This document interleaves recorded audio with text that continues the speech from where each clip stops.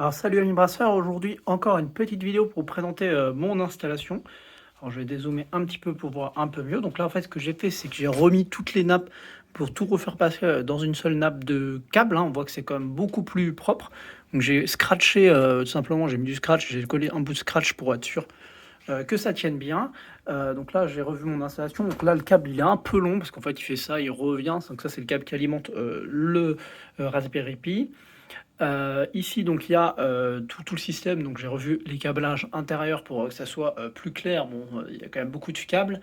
Et tout arrive dans la même boîte de dérivation. Donc, l'avantage, c'est que là, bon, il y a beaucoup de câbles qui sortent, hein, mais c'est assez normal, hein.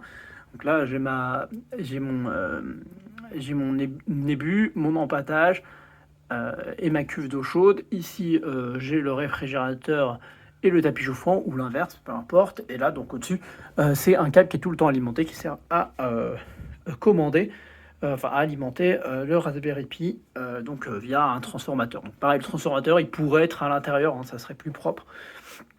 Donc voilà, voilà, et l'alimentation générale, le général qui arrive ici, hein, donc un général en 32 ampères, donc assez gros. Alors le top du top pour être vraiment hyper propre, ça aurait été que par exemple le frigo soit plutôt en 16 ampères et que on soit sur du 32 que pour les cuves d'empattage, pour éviter des problèmes électriques, hein, simplement. Là, si je me prends le jus sur le frigo, ça disjonctera qu'à 32 ampères. Mais bon, on va prier pour pas que ça arrive. Normalement, ça devrait pas arriver.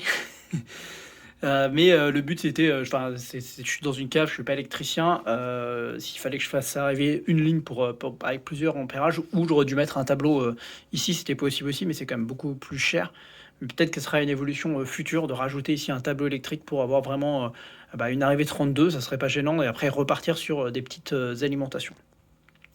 Voilà, je vous dis à très bientôt. J'espère vraiment pouvoir vous présenter ma nouvelle installation en fonctionnement très bientôt.